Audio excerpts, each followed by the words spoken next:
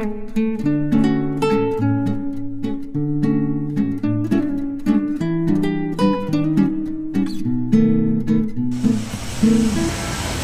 guys, Tarex, ang issue nito ay naghalo ang ETF at coolant sa loob ng transmission. So binaba namin ang transmission at binuksan. Nakita namin doon na nagtuklapan na rin yung mga clutch lining niya at lumubo ang mga o-ring. So based sa customer, nagkaroon to ng shift shock drive and reverse at humina na rin yung hatak.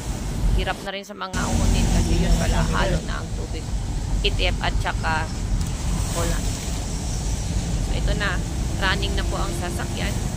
So i-road test natin yung Tarex na to sa Pala-Pala SM. Isubok natin yung mga unin doon papunta sa parking area.